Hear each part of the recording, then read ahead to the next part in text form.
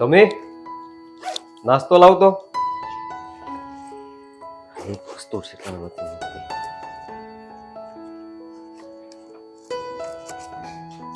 તમે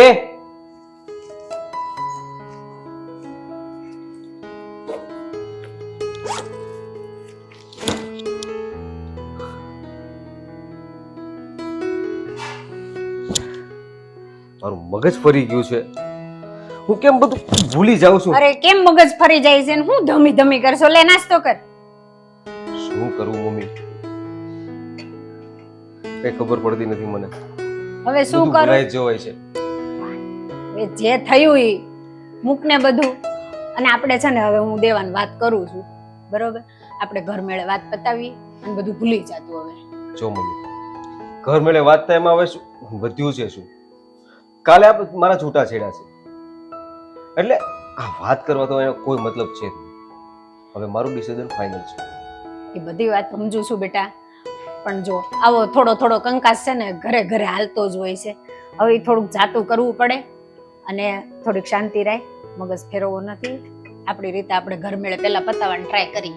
મમ્મી, તને ખબર જ છે તારી સાથે કેવો બિહેવ કરતી હતી અને એનું વર્તન તું જો ઘરનું કેવી રીતના રહેતી હતી. મારે આમ છે ને તેમ છે ને, એટલે બસ હવે હદ થઈ ગઈ છે.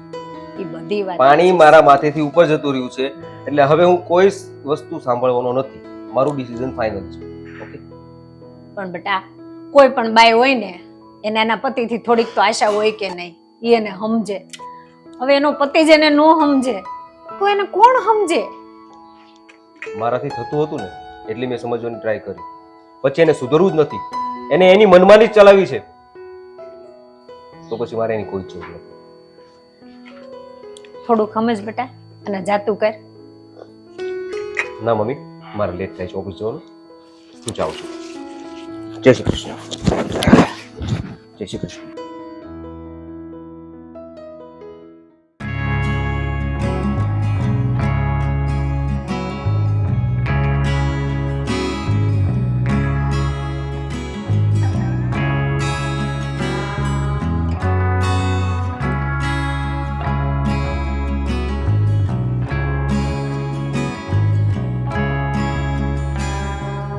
વિચારે છે?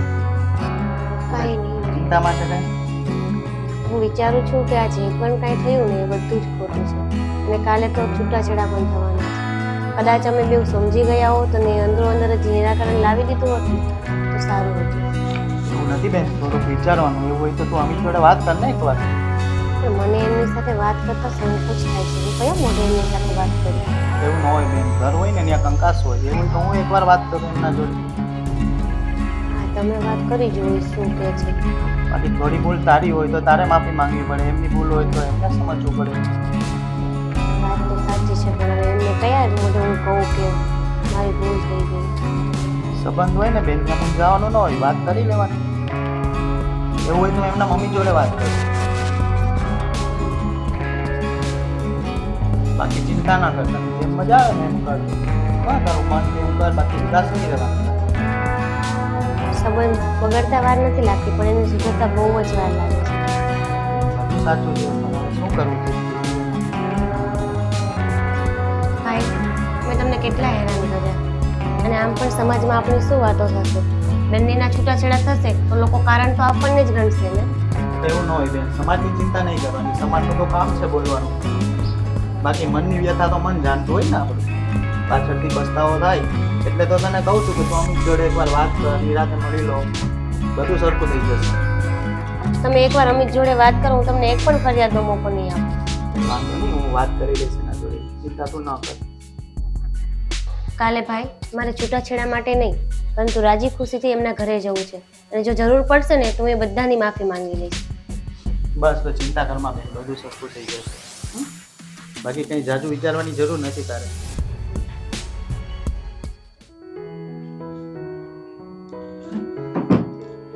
અરે આવો આવો.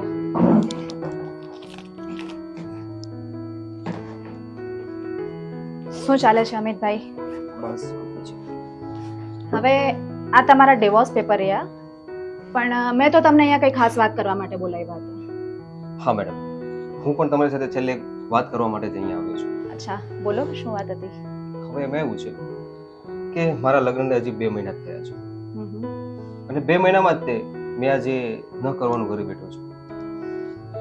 કેમ કે મને મારી ભૂલો પર પસ્તાવો થાય છે કે આ વસ્તુ મેં ના કરી હોત ને તો સારું હતું.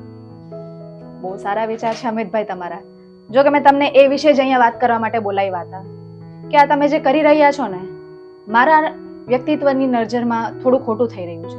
હું એવું ઈચ્છતી હતી કે તમે થોડો સમય લઈ લો, તમે વાત કરો, તમારી પત્ની જોડે વાત કરો, તમારા મધર જોડે વાત કરો, કારણ કે 2 મહિનામાં આમ આટલા ઊંડા સંબંધો ના આપણે તોડી શકાય. એકવાર વાત કરી જો સંબંધ સારા થઈ શકતા હોય તો આપણે કંઈ તોડવાની ગણતરી ના રખાય. મેડમ હું એટલા માટે તમારી પાસે આવ્યો છું કે મારે ડિવોર્સ નથી લેવો. બહુ સારા વિચાર છે તમારા. તો હવે તમે શું કહેવા માંગો છો? હવે કંઈ સમાધાન કરાવીએ? હા સરસ, કારણ કે હું તો બહુ સારી રીતે સમજી શકું છું. મારા ખુદ ઉપર પણ વીતી ચૂકી છે એટલા માટે. એટલે હવે તમને શું વાત કરું, આપણે એ વિષયમાં પછી ચર્ચા કરશું, પણ હમણાં આપણે તમારા સમાધાનની ચર્ચા કરીએ. ધર્મીબેન જોડે હું વાત કરી લઈશ. ના બેન, હવે તમે અમને ભાઈ કીધો છે ને તો ભાઈના નાતે મારે પણ જાણવું છે કે જો તમે આ પોઝિશન ઉપર બેઠા છો અને આ વસ્તુ કરીને બેઠા છો તો કંઈ પણ તેનું નિવારણ ના આવ્યું તમારું એમ. એમાં એવું છે ને અમિતભાઈ કે જ્યારે આવી પરિસ્થિતિ સર્જાતી હોય ને ત્યારે એકબીજાની સામે નજર મળાવતા વાત કરવામાં પણ શરમ આવતી હોય. પણ મારા સમયે તો મને કોઈ સમજાવવાવાળું હતું નહીં. પણ હું અત્યારે આ ચાન્સ તમારી પાસેથી છીનવવા નથી માંગતી. તમે પણ એ જ પરિસ્થિતિમાં છો જ્યારે હું હતી આગળ. પણ તમે ચિંતા ના કરો, તમારી પાસે ચાન્સ છે. હું તમને સમજાવું છું અને એક બેન તરીકે હું તમારા બંનેનું સમાધાન પણ કરાવીશ.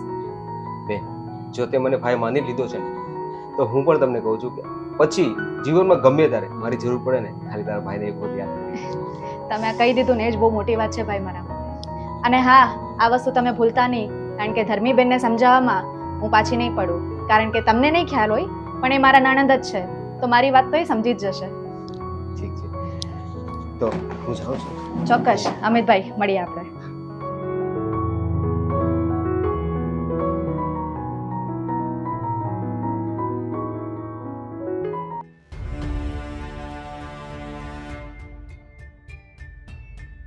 જય શ્રી કૃષ્ણ. આવી ગયો બેટા, આજ બહુ વહેલો આવી ગયો. શું કહું મમ્મી, કામ તો બહુ બધું હતું પણ છે ને કઈ મન નહોતું લાગતું. બોલ ને એટલે બેટા, થયું શું થયું? મમ્મી, મારે છે ને છૂટાછેડા નથી લેવા. મને મારી ભૂલ સમજાણી છે એટલે મેં નિર્ણય લઈ લીધો છે હવે કે કાલે સવારે જઈને તમે જોડે વાત કરીને મને કેક લાવો. બહુ સારો નિર્ણય લીધો છે બેટા. અને મેન તો મારે તો મોટી એ જ વાત છે કે તું સુધરી ગયો. બરોબર, હવે હું દેવારે ને ધર્મીએ વાત કરી લઉં છું. બરોબર, એક કામ કર બેટા, તું થાકી ગયો છે, આરામ કર. બરોબર, હું દેવ અને ધર્મીએ વાત કરી લઉં છું. હવે તું ચિંતા ન કર. ઠીક છે.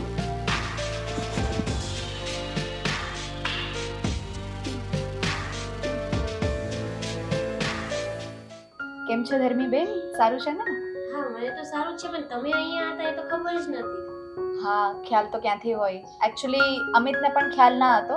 એમનો કેસ મારી પાસે હતો કે હું તમારી ભાભી છું, પણ એ મળ્યા મને અને વાત કરી મેં સમાધાન માટે. જો અમિતભાઈ પણ આવી જ ગયા છે.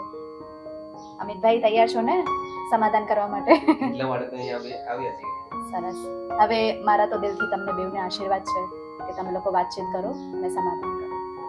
હવે હું તમને થોડી જગ્યા આપી દઉં અને હવે આ ડિવોર્સ પેપર તમારે પસ્તીમાં જ નાખવા પડશે.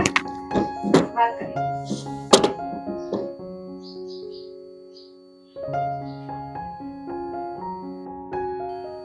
કેમ છે હવે તને? મજામાં છો? અને આટલા દિવસ થયા તે એક ફોન પણ ન કર્યો મને. કે હું જ ફોન કરું? તમારી ફરજ નથી આવતી ફોન કરવાની? એ તો મમ્મીનો ફોન આવ્યો હતો કે એમને મળવા જવાનું છે એટલે આવી છું. ઠીક છે, પણ તું અહીંયા કહીને આવી છું ને ભાઈને પછી? હા, ભાઈને ખબર જ છે કે હું અહીંયા આવી છું. તો તો વાંધો નહીં. અને હું તને શું કહું છું કે હવે આવી જ છો તો ચાલે ભેગી ભેગી ઘરે જ આવી જા ને. અને હા પ્લીઝ તું મને માફ કરી દે, મારી ભૂલ થઈ ગઈ, સોરી. એમ તો હું ઘરે નહીં આવું. જો મને લેવા આવું હોય ને તો બધાને તેડવા આવવું પડશે. ઠીક છે બાબા, સોરી. હવે તું જે કેમ ને એમ કરીશ. કઈ નહીં, હું મમ્મી જોડે વાત કરીને અમે બંને સાથે આવશું તને તેડવા. બસ ખુશ? ભૂલ આમાં તમારા એકની નથી, ભૂલ મારી પણ છે. એટલે હું પણ તમને સોરી કહું છું. અરે ગાંડી, તારે થોડું સોરી કહેવાનું. ભૂલ તો મારી હતી કે મેં તારી સાથે આવું બિહેવ કર્યું. નહીં, આપણે બંનેને સમજવું જોઈતું હતું. ઠીક છે, જે થયું તે હવે આપણે ભૂલી જઈએ અને આપણું લાઈફ આગળ વધારીએ. અને હા ધમી, હું તને શું કહું છું, મારી પાસે એક સરપ્રાઈઝ છે ભાઈ માટે. એ શું છે? જો બેનને બહાર મોકલી છે કે નહીં, બેનનું પણ ડિવોર્સ થઈ ગયો છે. તો હું એવું વિચારું છું કે ભાઈની જોડે બંનેને વાતચીત કરાવું અને ભેગું ભેગું એમનું પણ થઈ જાય. સાચી વાત છે. આપણી સાથે સાથે એમનું પણ સમાધાન થઈ જતું હોય અને એમની લાઈફ પણ સેટ થઈ જતી હોય તો સારું જ છે ને. હા ઠીક છે, સારું, ચાલ તો આપણે હવે નીકળીએ. હા, જઈએ.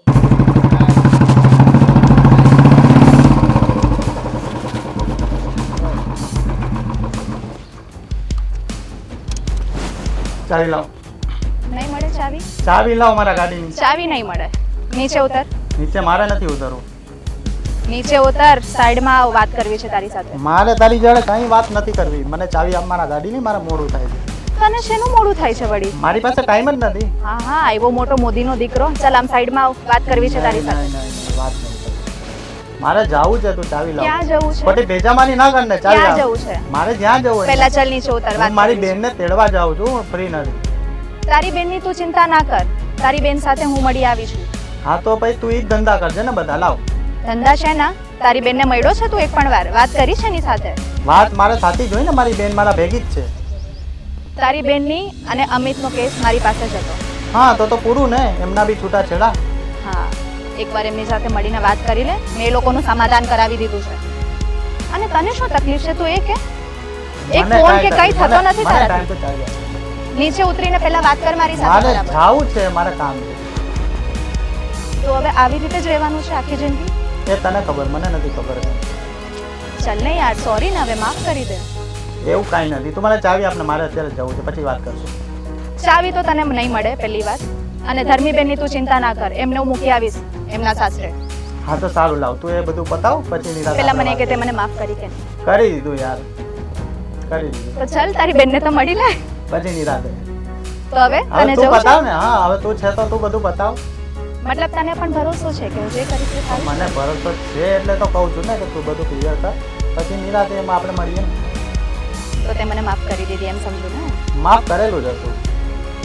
તો હવે ઘરે ક્યારે લઈ જઈશ? તારું જ કહે છે, ગમે ત્યારે આવી. ઠીક છે, જા લઈને આવું છું તારી બેનને. બેનને હવે પેલા મૂકી આવ, પછી આવ. 2 મિનિટ બેસી તો જા, વાત તો કરી લે. બેસવું નથી, મારી પાસે ટાઈમ નથી. બસ આજ થઈ ગયું છે આનું, આની પાસે ટાઈમ જ ના હોય ક્યારે. એ તો વાંધો છે મારે. અને આવું જ રહેવાનું છે. કઈ વાંધો નહીં, હું સંભાળી લઈશ. હાલો. પહેલો આવજે.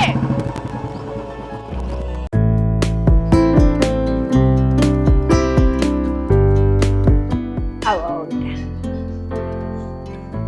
જય શ્રી કૃષ્ણ મમ્મી. કેમ છે તબિયત પાણી સારા ને હા, દીકરા? બધું સારું છે હો.